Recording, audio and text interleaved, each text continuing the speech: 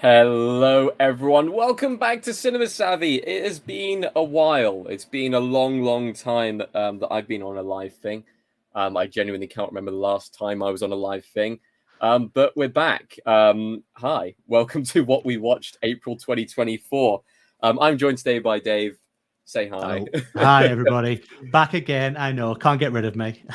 Exactly. And we're going to talk about what films we watched this month. Sadly, we couldn't be joined by George today for multiple different reasons. But, we're going to get George back on for some more videos coming up soon. He's been dealing with some family matters recently, and we want to give him some time and space. So, I'm thinking of him and his family right now.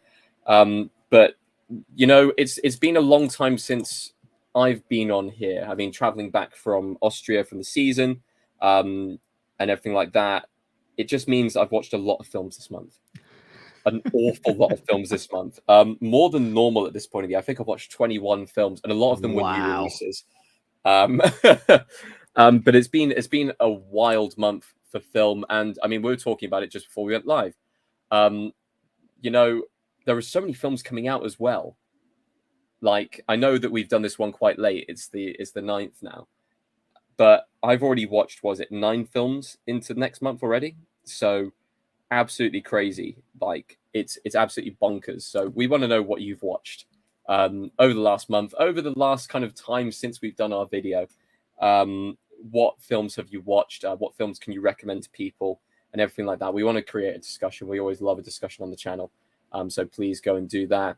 And also, please go follow us on our social medias. Go to the Linktree link in the description. It's down there. You can just click on it, take you to all of our things, our Twitter, our Facebook, our Letterboxd, our Instagram, and also go and follow the Redbubble link in the description and pick up something that I'm not even modeling today. But, of course, we have it in shot there. Look at that. Beautifully modeled. There you go. Pick up some Cinema Savvy merch. Help out the channel down there in the description.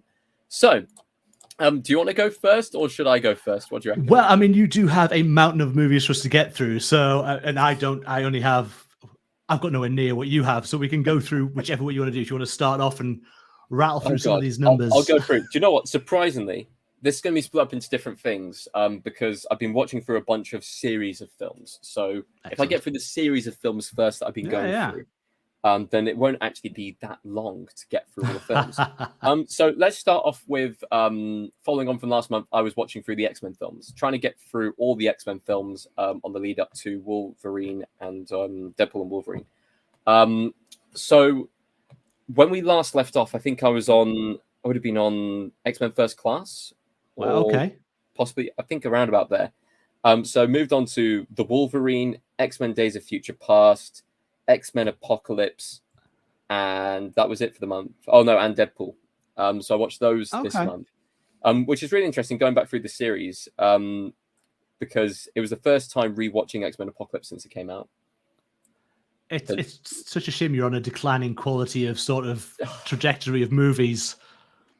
Yeah, I know. It's you look at that amazing era with First Class, the Wolverine, X-Men Days of Future Past, Deadpool.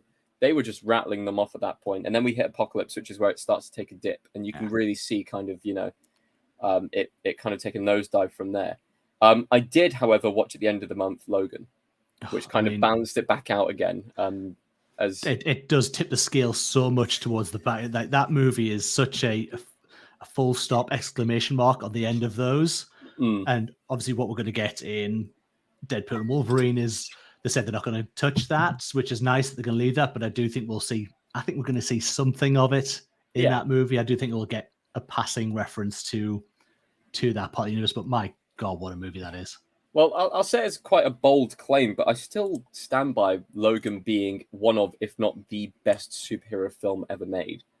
You are not wrong, my friend. Not wrong at all. It's there's a few films you could talk about. Some of the other Marvel films that have managed to kind of meet up to the hype. We're talking like Endgame and talking about kind of Infinity War. Yeah, Winter Soldier, those at that level, but few and far between, to be honest. That kind of hit what I don't think everyone kind of expected what we get from Logan. I mean, we're building. So we had obviously we had Wolverine, the X-Men saga story, called them. But then they had obviously the Wolverine, which got a little bit better when they went to Japan. It got a little bit grittier. Was it did Mangold do that one as well? Yeah, Mangold did that one and set up the whole "you're gonna die with your heart in your hand." Heart in your hand. Plays that, and then but even the difference, the difference from that to the tone of Logan, you would never see that coming as the next movie in that line, and it came out of nowhere. And you sat, and when you're watching, you're just like, I can't quite take in what I'm watching, but what an enthralling movie it was from start to finish. It was just the perfect end to that series. They didn't have to make, realistically, they didn't have to make another X-Men film full stop. I mean, my next film I need to watch is Dark Phoenix and then New Mutants. Oh. So I've seen Deadpool 2 today, but that's going to be covered on next month's one. So yeah, it's just like, you should have just stopped when you were ahead, or you keep on going with the main series. But that's fine. I watched some X-Men films this month on my journey back. I also ended up watching, just throwing it out there as it's the only other superhero film in there. My dad had never seen The Suicide Squad. Okay, the James Gunn Suicide Squad. The James Gunn Suicide Squad. Okay, so at least the better Suicide Squad. Enjoyed it. Yeah, he thoroughly enjoyed it. It's got a great cast. It has some amazing action beats. John Cena is just eating up the scenery in every scene he's on. Even Idris Elba being Idris Elba is really good in that movie. I just think there's so many good set pieces, and it is funny. I mean, it's perfectly James Gunn in everything it does, and it's all the better for that. I mean, obviously the difference, it's a country mile between Suicide Squad and The Suicide Squad of what they did with that, 100%. And it just tell when someone with some actual talent and wants to make the movie they wanted to, probably not under studio control of what they could put in there, what they couldn't, what they had to show in the trailer. And yeah, so it made for such a much better movie. And do you know what? It's been like the third or fourth time I've watched this film now. Oh, okay. It's so rewatchable. Yeah. It's such a quick movie to get through as well. You'd be so surprised. You start the movie and you're like, oh, we're on Quantum Matisse. Oh, we're on this fight. Oh, we're in this fight. Oh, it's kind of getting towards the finale. Oh, we're at the finale. It's over. Oh, wow, that was a real easy watch. Like, it's got a bit of longevity to it, and it'll be very interesting to see, especially with kind of the photos going up this week of is it Corn Sweat? I can't remember what his first name is. It's not David, is it? I can't. I no idea. Well. But as the new Superman, I saw the picture. I saw the photograph that they posted up in his new suit, and then I've seen there's apparently a load of. I came off social media last year because who needs that in your life and depression? So I came off. So I missed a lot of sort of movie news that I used to be up on all the time, know what was going on. But I did see the picture because it was everywhere. And then saw, obviously, apparently Snyder had said something about the suit. Snyder made some very scathing remarks about the suit and about how it was depicted and stuff like that. I'm going to talk about Snyder in a bit because he has no right to say a single word in any conversation towards film anymore. But it'd be very interesting. What I was going to move on to, it's going to be very interesting to see what James Gunn is going to do with the DC EU, what direction he takes in, kind of how he's able to bring his kind of style of humor to the action and kind of rejuvenate that side of it, even if we've got a bit of superhero fatigue. Yeah, I think definitely, it might rejuvenate it a bit. I think when you look at Gunn's record, Guardians 3 I thought was pretty close to perfect for me. I'm talking going all the way back to Scooby-Doo. Look at Gunn's record, Scooby-Doo, Scooby-Doo representing. Look at Gunn's record. Honestly, that is great. If anyone hasn't seen it out there, please go watch Scooby-Doo. It is an excellent movie. But he's just on he's on a really good line with his movies that he's done. I say this is Suicide Squad. We've got Guardians 3, and then obviously his take on Superman is going to be really interesting. It's such a hard character to do anything with because he's that impenetrable force. There's some kryptonite. Now you're weak. Now the kryptonite's off you. Now you're going to save the day. So it's going to be very different to see how he plays that character because I think it is a really difficult character, which I think is why there's so many less Superman movies than there are with the other characters, because I think it's a difficult premise and difficult sell for people as well to go and watch. Yeah, I'd agree with you. It's one of those where it's like, why do you find Batman entertaining? Because he hasn't actually got superpowers, and yet he's still doing those things, and he's doing it really badass way. Why do people watch Superman movies? It's always been a question that I've always questioned, especially with, probably the most famous Superman movie, the first one.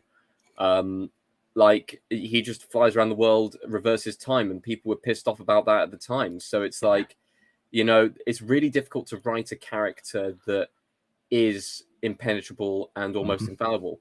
I actually commend, what they originally did with him with Man of Steel. I actually quite liked Man of Steel because it actually gave him character. And you know what? For a character who's meant to be all good, never killing anyone, but is undefeatable, that neck snap is glorious. Neck snap actually works so well. Yeah. And you can see the pain of him, and Cavill plays it really well, and he's perfectly cast for that.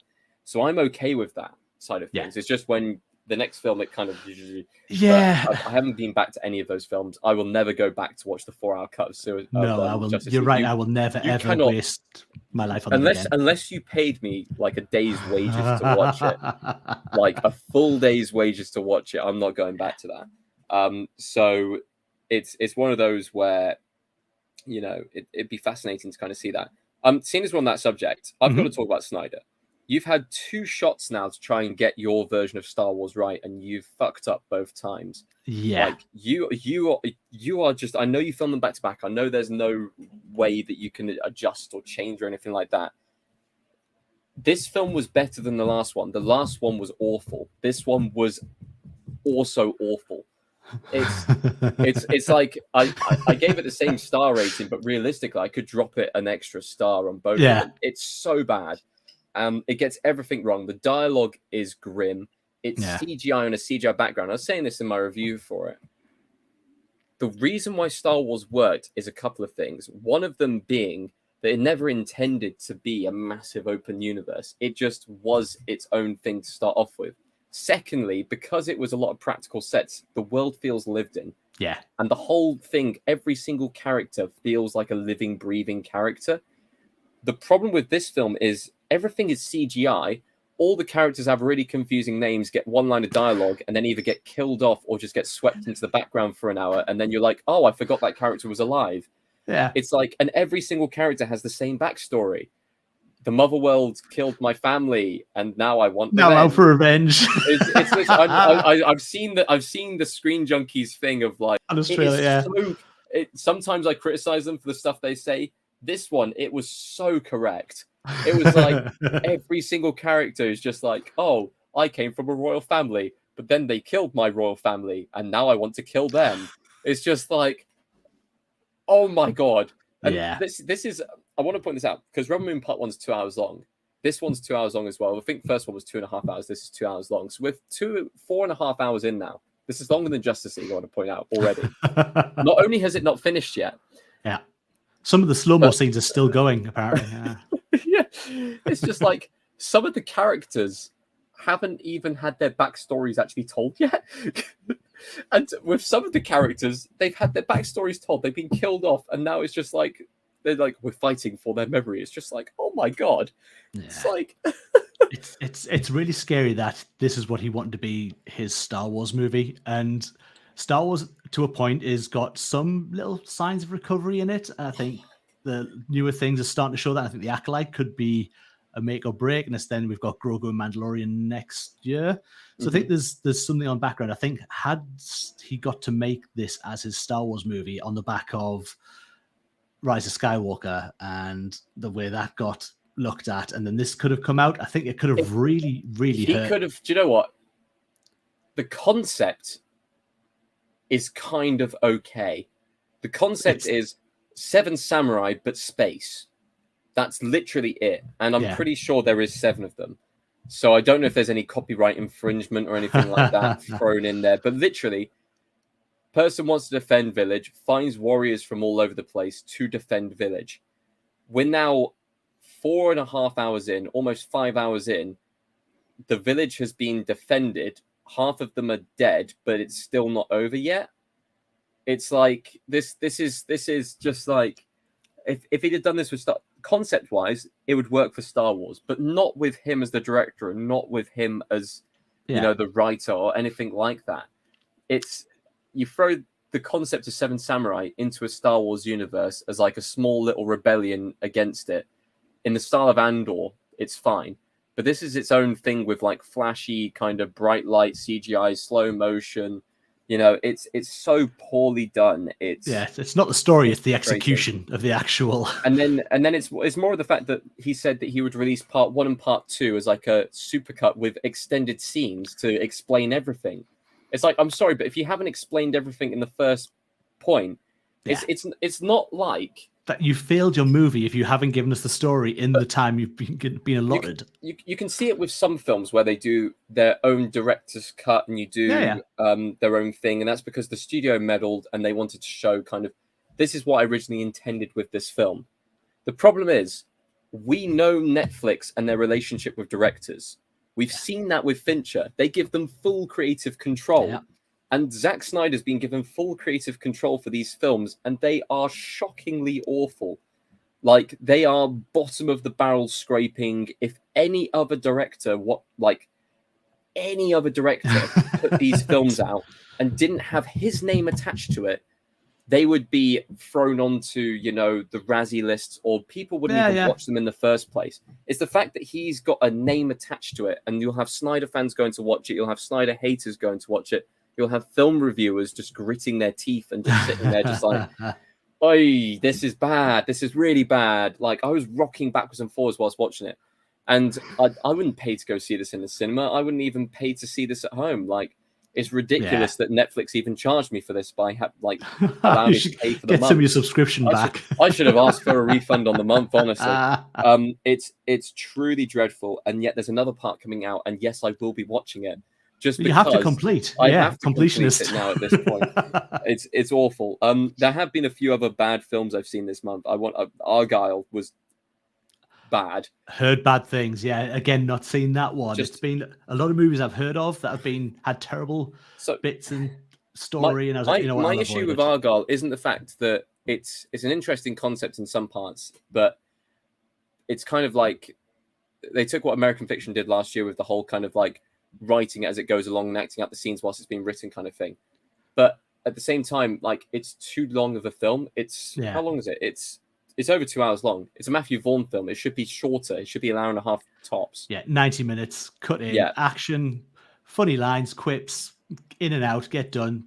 You want a good popcorn movie from Matthew Vaughn? That's what I want to go and expect. I just want to like sit and be entertained. Like, I don't need any more than that from you, Matthew. This was not entertaining at all. Yeah. Was there any other non-entertaining films? No, actually, I get onto good stuff from now Excellent. on. Excellent. I'm so glad.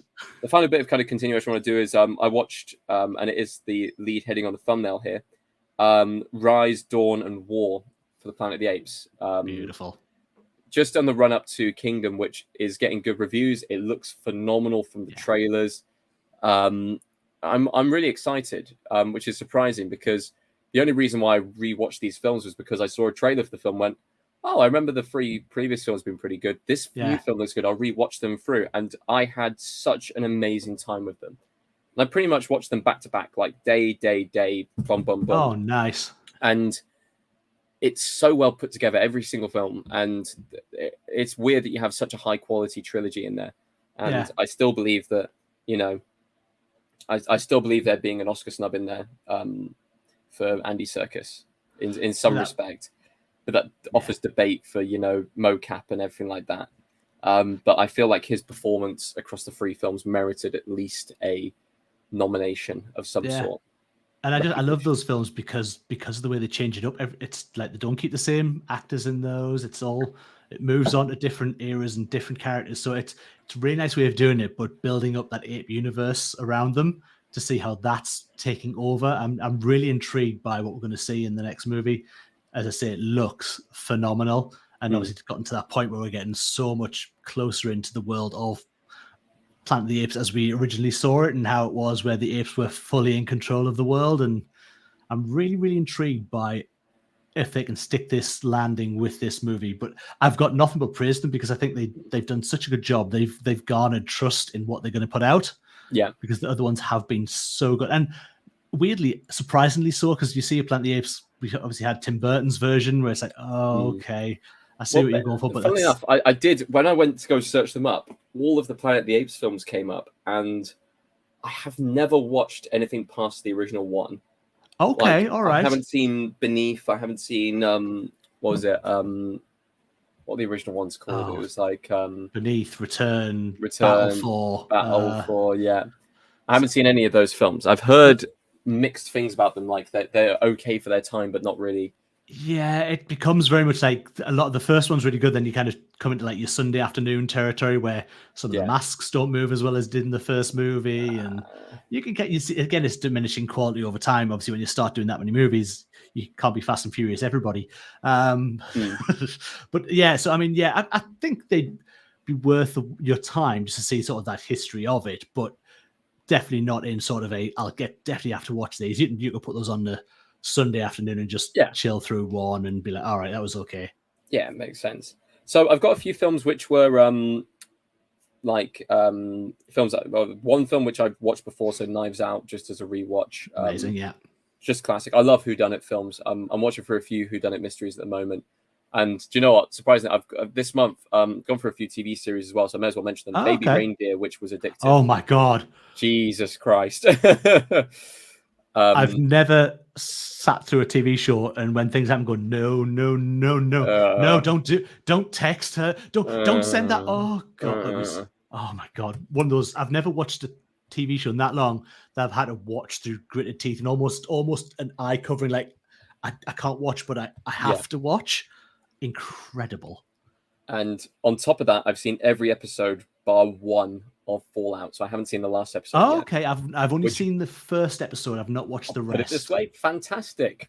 It's been greenlit for a second series, and realistically, they're going to make another game before then. And they got the universe right, they got the humor right. Jonathan Nolan's brilliant as a director and brilliant as a writer, so they've nailed it. And then a few interesting first time watches, not brand new films. I'll go into those last, but first time watching Good Will Hunting.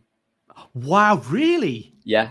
Oh my God, Tate. Oh, did you love it?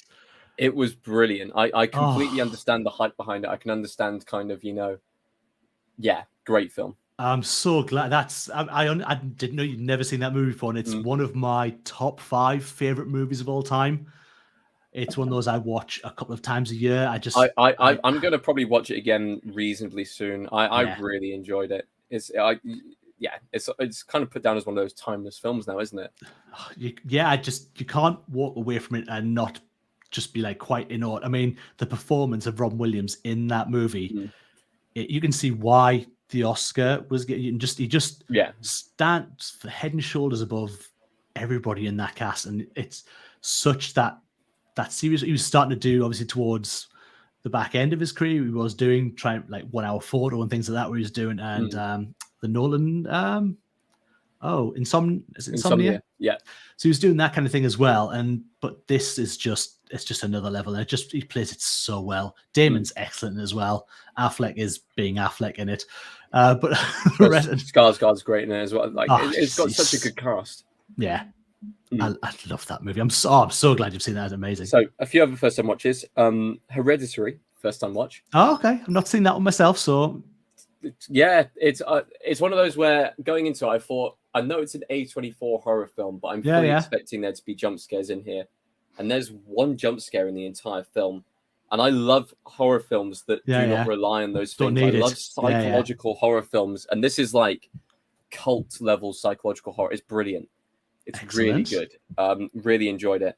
And probably my favorite, it's debatable whether it's my favorite outside of Good Will Hunting. Okay. But, kind of new watch outside of new films was Sing Street. Another one I've not seen. So the thing I like about Sing Street is it's about a boy basically making a band to try and kind of because he likes a girl. Excellent. But because it's set in like the early 80s, as the film goes on, he changes his music style and what the band does as far as music's concerned based on what's popular at the moment. And because it changed every week out there, you start with Duran Duran, then next week you're going into like proper like hard rock, you're going into punk rock, you're going into a bit of reggaeton. It's like he changes his style. You get into the Cure at one point where he's like, and he changed his how he dresses as well to it as well. Amazing. So throughout the film, it's just all of these changes. It's brilliantly put together. I quite enjoyed it. Excellent. I think it's one of those really easy watch films. And I guess finally, I'm going to rattle through these now because some of them have got reviews out for, some of them I don't. But I feel like I've been talking for almost too long now at this point. Some new films for this year, because I've watched a lot of new films from this year already. Lisa Frankenstein. I think I gave it a 4 stars. It's a fun kind of Frankenstein romp. It's got a scene where a dude gets his dick chopped off, we need more of that in cinema. It's yeah, absolutely. Not since 21 Jump Street have I seen a dick being removed from a body. So if that's the kind of film you're after, this is the kind of film for you. It's really cheesy, like so cheesy, like 80s kind of levels of cheese with extra cheese thrown on top. Has it got the girl who plays Ant-Man's daughter in Quantumania? I can't remember it's her also name. got what's his name? Cole Sprouse from various different things in it. Catherine Newton is, but it's directed. Here's the link. It's directed by Zelda Williams. Okay. I just don't know if you'd correlate the two. I don't know if it's. I mean, does it work? I mean, obviously you've enjoyed the film, so it very much works. Her directional style, she knew it was going to be cheesy as hell, so she went for it. Just went fully into it and just 100%. I guess you kind of work with that if you have a script that you say, you know what, if this is going to we'll just lean massively into it. Yeah. And the Freaky with Vince Vaughn. I don't know if you've seen that one. Where he's the murderer, and he does. It's basically like they do a body switch. It's like Freaky Friday, but he's a murderer and there's a young girl who they switch bodies, and that's very much a stupid horror film. But like they play it like we know this is a stupid horror film, and we're going to do, and it's Vince Vaughn, so he plays Vince Vaughn in it being a girl, which is great. It's good. I watched Scoop, which has Gillian Anderson, Billy Piper, about the Prince Andrew story. Prince Andrew one. Yes. I think it was very cool because it wasn't just about the interview itself. It was about how they got the interview. Yeah. And all of the things behind that. And they didn't shy away from the fact that they basically called him out for what he was, a paedophile. Yeah. And, it kind of goes into that like straight away within the opening scenes and immediately links him to Epstein straight away and then absolutely hounds him throughout the film. It's brutal. But it's a really fascinating watch because the first hour is lead up to the interview, and then you've got about 20 minutes of the actual interview, and then you've got like a 15-minute kind of epilogue afterwards. So it's quite a quick film. It's really well put together in that sense. Then watched The Beautiful Game, another Netflix film out this month about the Homeless World Cup, which was honestly the best football film that's been put out this year, better than Next Goal Wins. So. I mean, it depends which neck. Did you watch the Taika Waititi? That's movie? The one, that's the one, yeah. I mean, it's got Bill Nighy, Michael Ward in it, so it's kind of it feels like a Richard Curtis film, but with football in it. Okay, it's quite entertaining. I really enjoyed it. I'll watch it again. It's such a feel good film. It's one of those. So it's got that feel of it, that British sort of movie that's going to underdogs doing well. Thankfully, it's not just about the British team. They actually make it more about all of the other nations coming together. So every single nation, every nation in the film has its own story to tell. If that makes sense. So the Japanese team who have never been to the tournament before get their own story. The South African team who are the favorites get their own story. And they're all like feel-good stories because it's the Homeless World Cup. Yeah, of course. Yeah, yeah, exactly. And these guys, no houses. Yeah. And then I'm not going to talk about challenges because I'm going to be putting out a review for it tomorrow. So I'll talk about that more. But I'm going to give my review from two different perspectives. As a person who's watching it as a film critic and the person whose main job is as a tennis coach, I'm going to be giving those. All I can say, for those who aren't going to watch the review, they get the tennis rackets right for the era.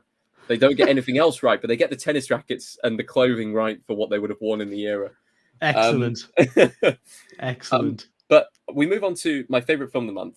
And possibly my favorite film of the year. It's up there with Civil War. Now, I put my review out for it. We talked about this a little bit before we went live. Yeah. This film is phenomenal. I want to see it again. It is absolutely fantastic. Not just showing the perspective from the journalists and kind of going in from that angle, but there is such high levels of tension within the different scenes. The scene in the trailer with oh my god, what is the actor's name? The actor's name is, oh my god, I've forgotten what his name is. Jesse Plemons. James Plemons, sorry. Yeah.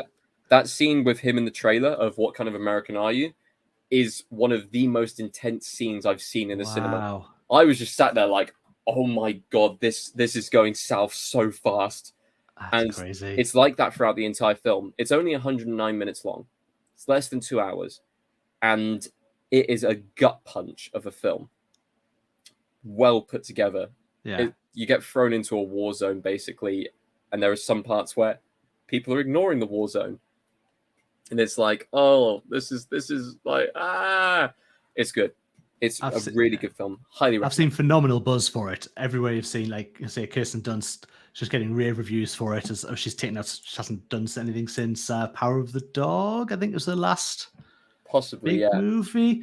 So I think she's not done a lot. But for her to come out and hit this movie, and I say it, I've seen reviews. I've not seen the movie yet, so it is one on my list to kind of catch up with. But it's got some really good write-ups behind it.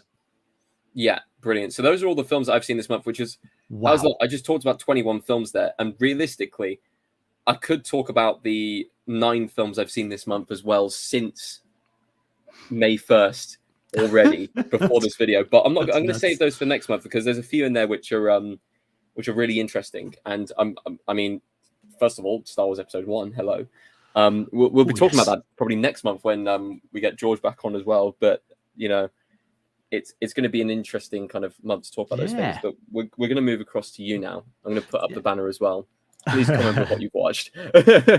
Have you watched more films than me this month? Please. Can you beat Tate in all these movies? I certainly can't. I think let's see him.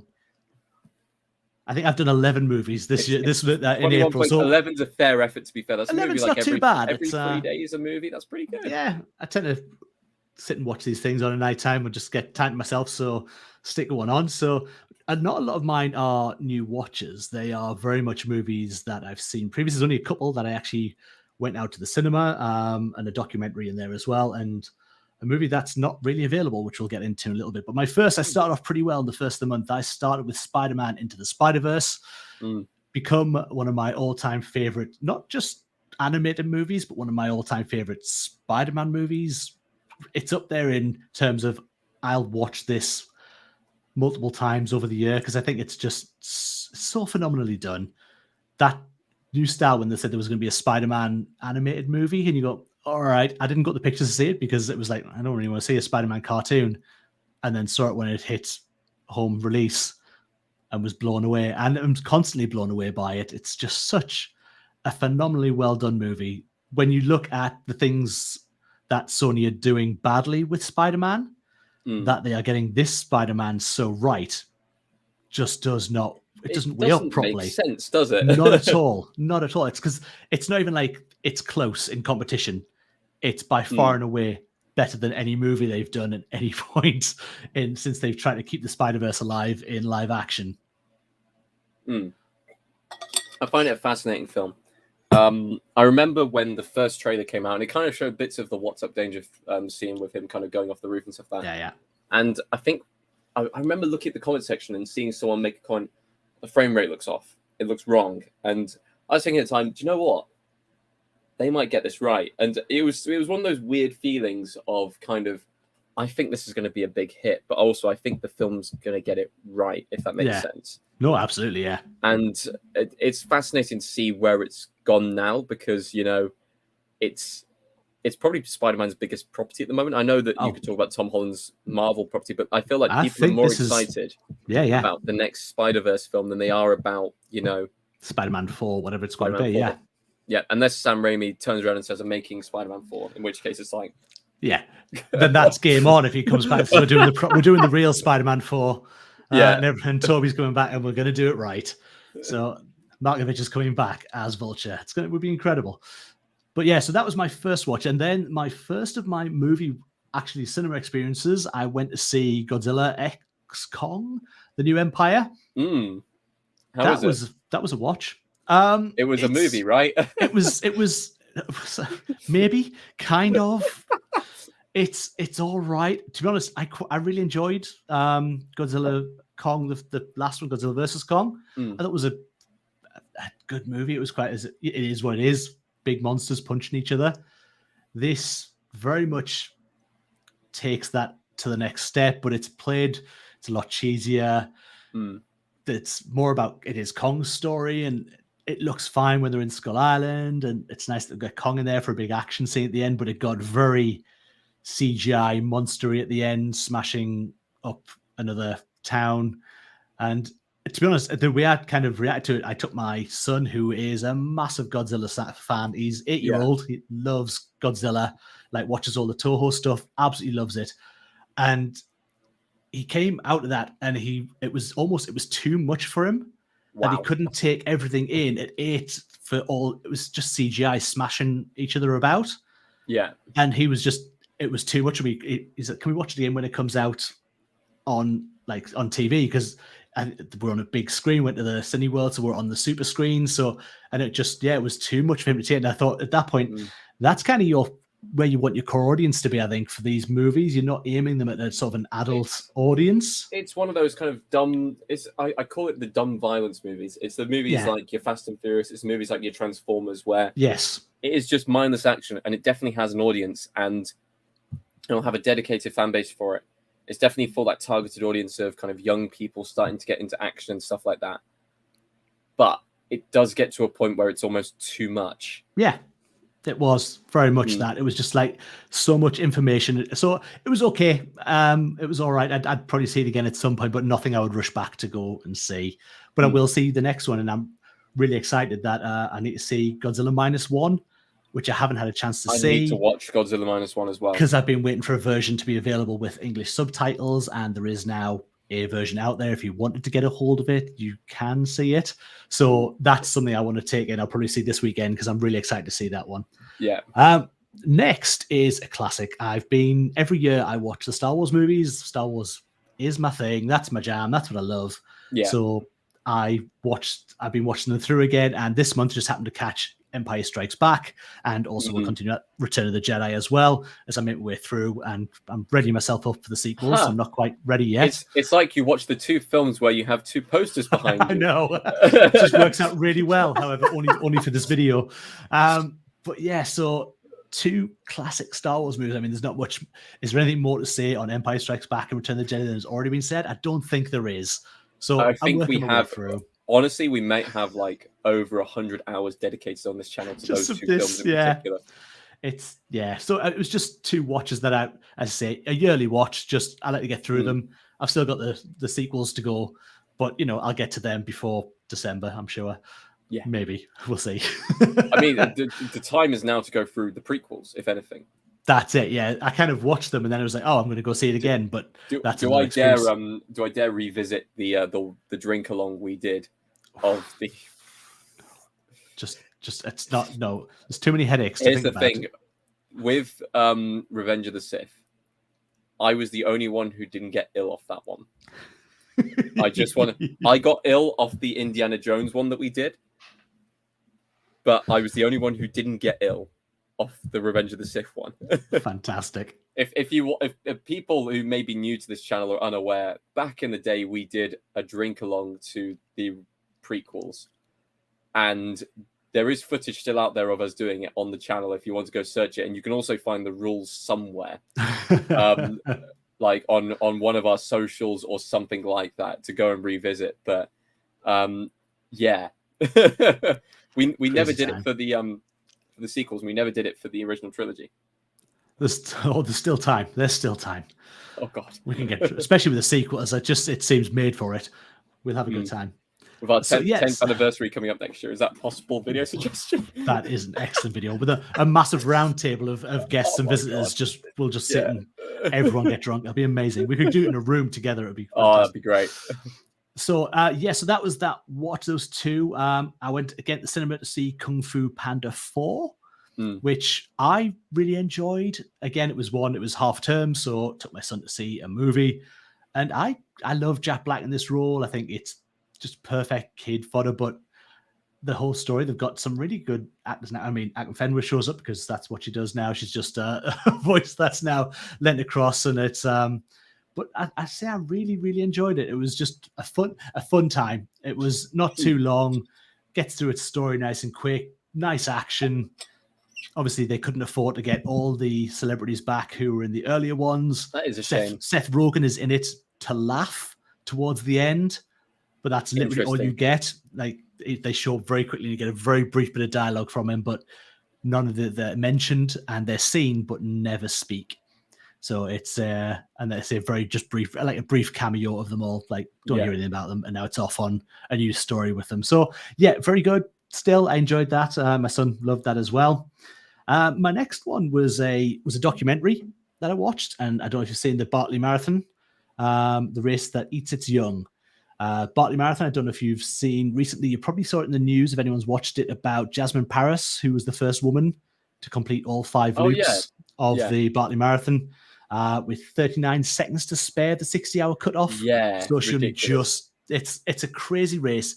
If you get a chance, it's on Amazon. I think you have to purchase it or rent it, but for only a couple of bucks, it's like $2.99. It's one of those really cheap rents.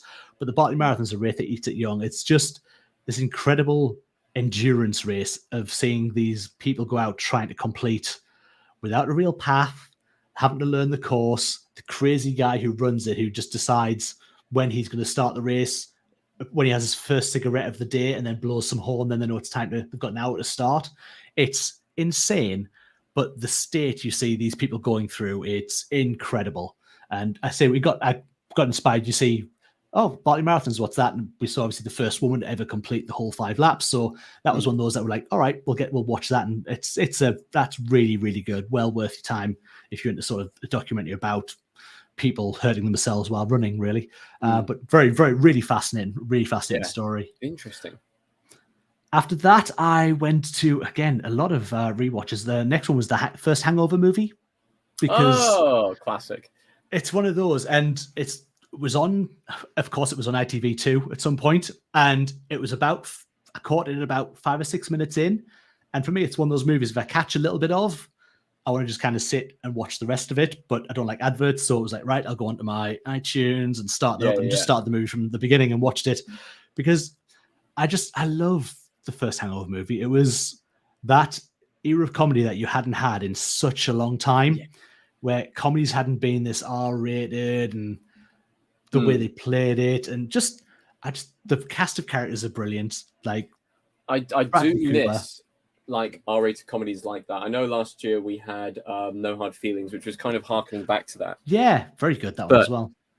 Like, we don't really get those kind of films made anymore, do we? It's all intelligent comedies, or you get the kind of the 21 Jump Street, your Book Smarts, your kind of Bottoms kind of levels of comedy where it's all about high school stuff.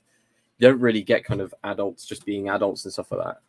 I know at the moment my girlfriend's been raving on about how good she enjoys the Grown Ups franchise, and I despise the Grown Up franchise, but I might go back to it just because it is one of those comedies. I like the first one. I do like the first one. Obviously, you know what you're going to get, an Adam Sandler movie with him and all his mates hanging out. So you know what you're getting. But yeah, I think the first one's fine in those. I've seen the second one once, I think, and that was enough. But awful. Adam Sandler. Yeah, unless you're going to watch Happy Gilmore, there's no point in watching some Adam Sandler movies. No. Especially, have you seen this new Spider one that's on Netflix? The one where I have seen that one. Okay, I saw that one last month. I'm a bit of an arachnophobe, so I've been very much. I don't want to watch it. It's not a Spaceman. It's it's one of those kind of Black Mirror concepts, but not well put together Black Mirror. Oh, concepts. okay. And it's really funny because, like, I've seen it advertised as well. Foe. People hated Foe at London Film Festival. I liked Foe. Foe's a good Black Mirror styled concept film. I would recommend people go and watch Foe. But this tries to do a similar thing to it, but fails at it, if that makes sense. Doesn't do it well. Right, yeah. And I know we got a new series of Black Mirror coming out, which I'm going to be very excited for. Oh, yes. Yeah. Charlie Brooker, just an absolute genius. Absolutely. But you get a lot of high concept or sci-fi kind of concepts coming through and stuff like that. Yeah. Some of them land, some don't. Do you see the little snippet of was it Megalopolis? No, not yet. Have you not? Ooh, no, you need I've not. As soon as this video is finished, go and watch the clip of that.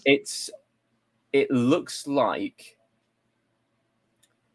it's kind of the same stylizing as Gattaca. Okay. Which is my favorite film of all time, so I've got high hopes for this film. Nice, okay. But it's got like it's odd. It's like Click at the same time.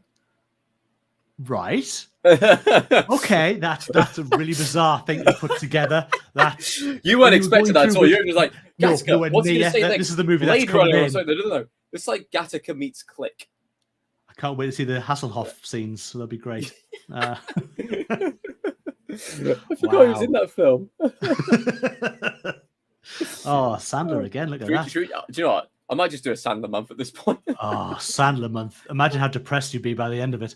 Well, I've heard that his new film Leo's actually okay as like a kids film on Netflix. Okay, and I mean the one he did, there's the basketball. I can't remember its title. I'm so sorry, but the one he did about the basketball coach. Oh my god, yeah. I forgot what the name of it is. He's had a good run at his things. Had a good run of dramatic roles recently with the Merowitz Stories, Uncut Gems, which I think Uncut Gems. That's another one as well. Yeah, he should have not only been nominated, he should have won that year. Won the Oscar. Yeah, 100%. Yeah, that is a fantastic performance. But yeah, interesting. Might look back at a few Sandler films this month. Who knows? Next on my list was a first watch, which is I say not very many of them on my month, but I watched Wish, the Disney movie, and I have thoughts and feelings about that film. we should talk about them because I mean, I loved Chris Pine in it.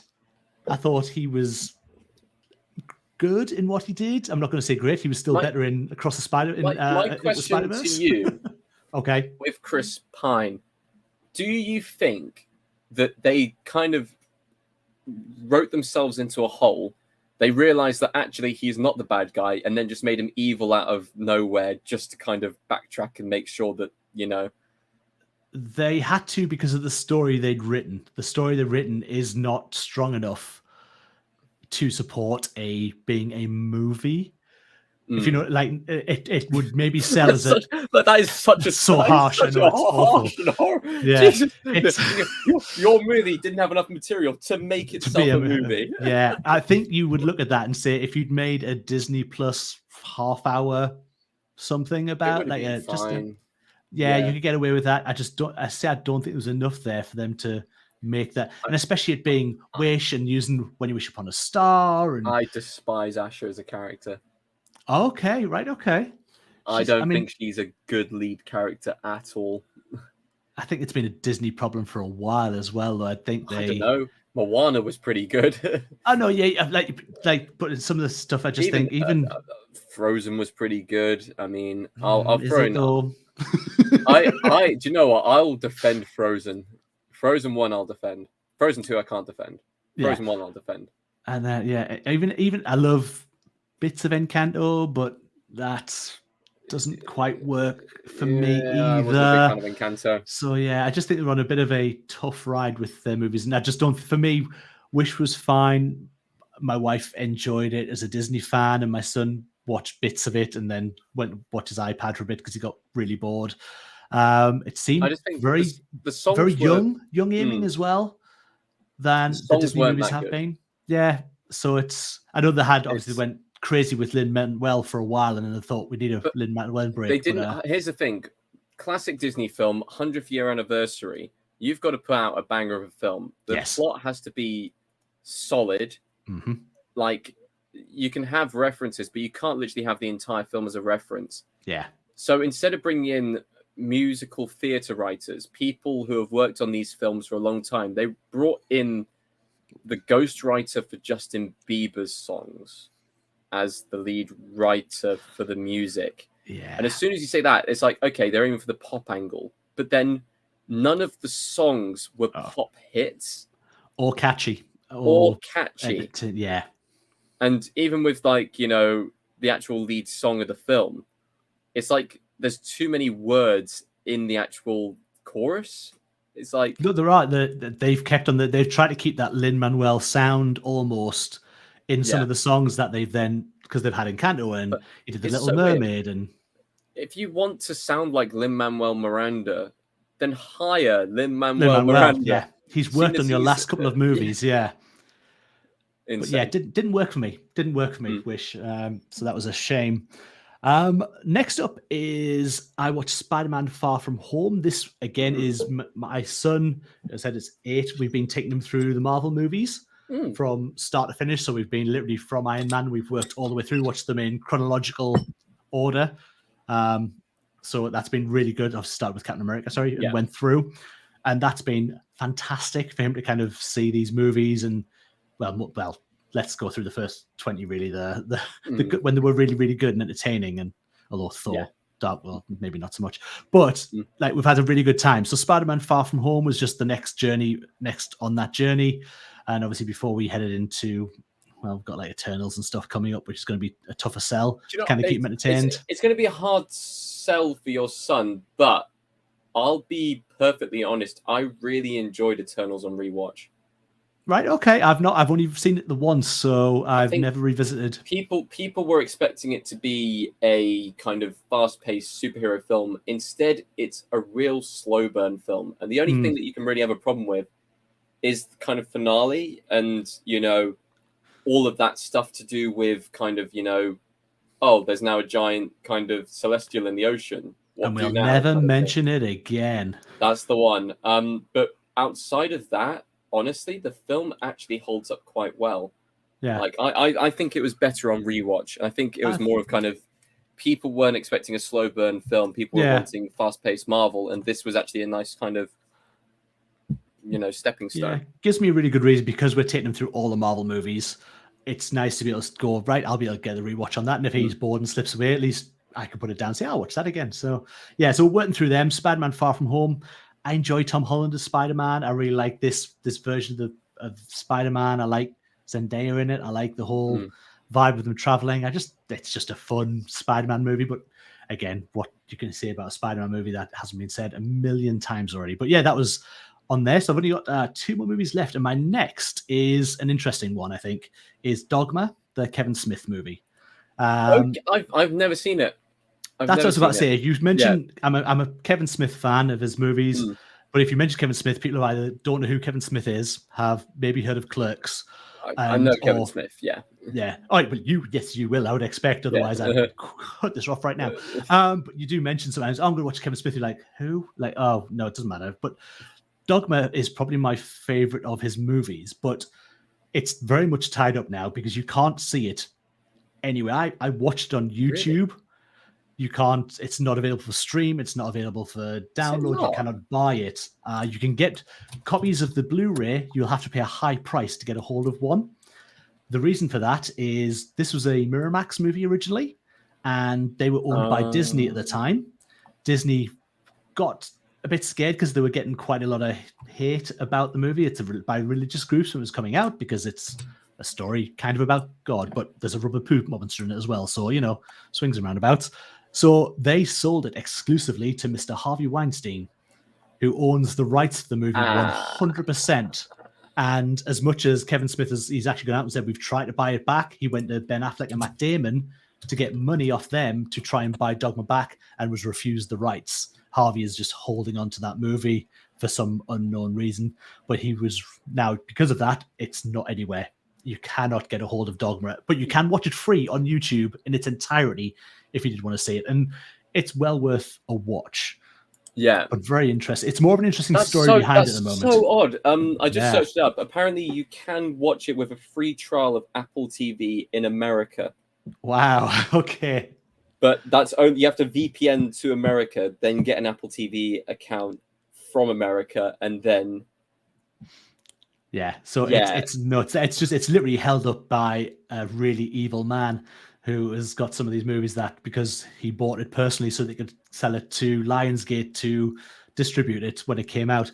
But it's a movie about religion and loosely around religion, but people's faith and it's a comedy. Chris Rock and it's Ben Affleck and it's Matt Damon. It's the usual day players for Kevin Smith movies. But it's a really, really entertaining film as well. I think it's got a nice message about religion and people's feelings. And Alan Rickman is in it, and he is just perfect in it. He's brilliant. Alan Rickman, and it's so if you ever get a chance, and it's free on YouTube, definitely go check it out. But Dogma is a really good movie, Kevin Smith. And then I rounded out my month early on my month. The last movie I watched was on the 20th of April with Dune Part 2.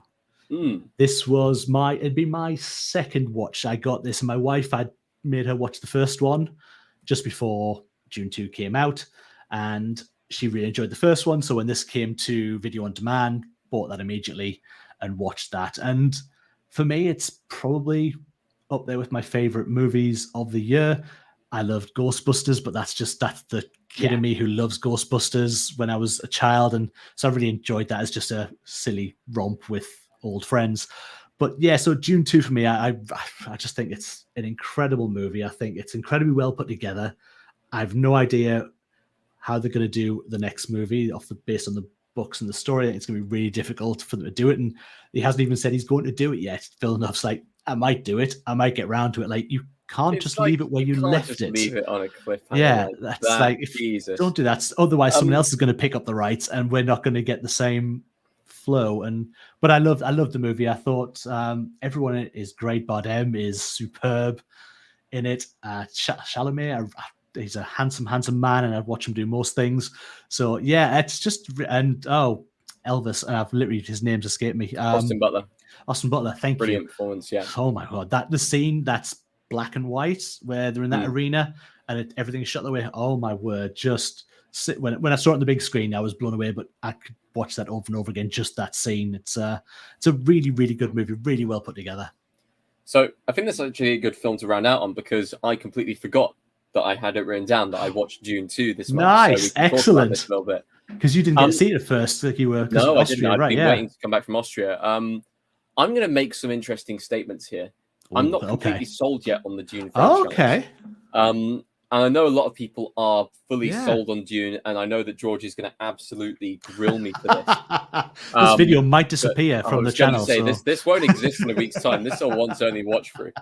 But I'm not completely sold on it, and I can't actually put my finger on it because I gave this a 4.5 stars out of 5. And I don't know why I couldn't give it 5 stars, because it's beautifully shot, it's brilliantly acted. Everything comes together. I'm just not completely invested in the story or the characters. And I don't know if that's because I'm not meant to be. I know that you're not really, like, Paul as the main character, you're not meant to get on with him. You're not meant to agree with him. Oh, no, like, he's not, especially by the end of that second movie, both by the end of the second movie, you realize that it's kind of like, the first film is like, what if there was rumors of a Messiah? This is what if the Messiah was wrong, basically. Yeah, very much. As a film. It's an interesting one, but I'm not quite sold yet. I don't know if Part 3 is going to sell me on it, because I've seen Dune Part 1 twice now, and I've seen Dune Part 2 once. But fantastic films, really well shot, really well put together. I just don't know what it's missing to kind of carry me. Just needs that one thing, to maybe a couple of things. But I could not tell you what it is. Like, so most of the time with films, you're like, oh, because the score's phenomenal. Yeah. Like, I go, oh yeah, the score's it's just missing this one thing, but I just can't put my finger on what it is. I'm wanting more from the actual film. I'm wanting more. I want to see the next film, but I'm also wanting more from the film itself. And that's really interesting. Yeah, I love that that's that one thing. Like, it's something, but I don't know what it is. It's really interesting that you can, like, to one day you'll snap and you go, that's what it was. Yeah, of course, that's what I was missing, and that's I love that. There's something that I like in any movie where you come out maybe loving a movie, but not being able to go, I love that, but not where I thought it was. There's something that I'm not. Yeah, something doesn't land. It's But it's interesting, isn't it? I really love that. I really do. It's funny. I like an interesting take on a movie that is so well loved by others. But, I mean, at the same time, Austin Butler's should be put forward for Best Supporting Actor. I don't think anyone else should be put forward for any acting category, however. Yeah, the only Ferguson. I can't remember a thing of her first name. No, I genuinely think that the only person who's going to be nominated, because Just Butler. Talk is going to be Just Butler. I think it's going to be nominated for a lot of other categories. I think. Do you think Villeneuve will get director? Best film, best director, best cinematography, best score. Do you think it's a bit early? Best sound editing. It's going to, because it did for the technicals last time. It did everything on the technicals, didn't it? Yeah. And this time it's probably going to do the same. I don't see a film coming out. Maybe Planet of the Apes could rival it. Yeah. With its kind of, cinematography, with its kind of VFX and kind of, visual effects and everything like that. But I mean, Furiosa as well is coming out. It's quite a VFX heavy year. It's some big hitters, and it is the prettiest so far. Oh, it's stunning. Yeah, it's going to be. I think it'll be nominated for 6 or 7. Oh, I think very, very easily it will be. I do think. Sometimes I just feel it's a very early on movie in the term of movies that'll come out for Oscar. But it will have its staying power for the last few years. I think Everywhere came out at exactly the same time. It did actually, yes, yeah. And it's Oppenheimer came out in July. They're not coming out in October, November, December anymore to win the Best Picture. Best Picture, yeah. Best Picture nominations are coming out anytime between April through to like August at the moment. I think it'll be an interesting.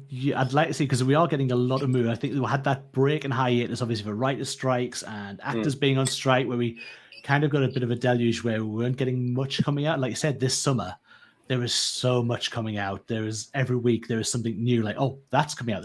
Now we've got this part. This is coming out, and it's going to be a really good summer for movie fans. I think, to get out there to the cinema again and be able to go in and just enjoy smaller movies, enjoy massive movies. I mean, Deadpool is what Marvel are pinning all their hopes of keeping their franchise alive properly and fixing the issues that they see as having previously. And then they want this ready for the Fantastic Four coming out. So they need the audience to be back and wanting that. Yeah. So there's so much coming out, and it's only good to embrace it. I love the fact we're getting bigger movies, and I love now we're getting this world of smaller movies again that we were just talking before we came on, and like you've mentioned, American Fiction, things like that last year that were just these what you would class as smaller movies from the big players that we'd had in previous, like you say, the superhero sort of fatigue. So it's really nice to be getting just this variation of stories again, and it's what cinema's about for me. Yeah, I completely agree, and that's why we do this kind of talk. We want to talk about not just the big films, but also the smaller films, getting a kind of wide perspective over kind of everything that we watch, because whether it's myself, George, yourself, anyone else we bring onto the channel who we talk about films with, everyone's going to bring something new to the table. Everyone's going to bring a different perspective. Everyone's going to bring a different film and a different film take, which is why this channel exists in the first place, just to talk about films. But I mean, is that all the films? That's me. I am done. That was literally my April done. Yeah. There we go. That is me done as well. So, God, it's 27 degrees in my room. I'm going to throw this up on the screen. Comment below what you've watched. We want to see what everyone else has watched for the month. Don't forget to like, comment, share, and subscribe as well. All those other things. We like to create discussion, so please put something down in the comments there.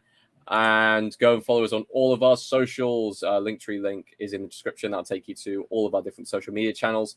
And also go click on the Redbubble link in the description, where you can pick up a lovely t-shirt that's been modeled there, a pillow, or something other than that, which has our name all over it. There we go. Well, thank you ever so much for coming on tonight. Is there anything welcome anytime on your channel at the moment? Absolutely not. I'm on this channel way more than I am my own right now. So you know what? Right now, it's not important. That's fine. We'll crack on. It's fine. You'll see me here again sometime soon. Brilliant. Well, I'm going to be putting out a review for Challengers tomorrow. At least I'll be recording it. I don't know when it's actually going to go out. But you'll see a review coming up soon. I also need to get to the cinema to watch Kingdom, Planet of the Apes, and also Fall Guy. There's a lot of films to watch. I need to get those done before the next set of films comes out, including Furiosa and everything that else is coming out in the month. It's a busy time for cinema, which doesn't help when it's such lovely weather outside and we don't really want to be sat in a cinema screen. Dark.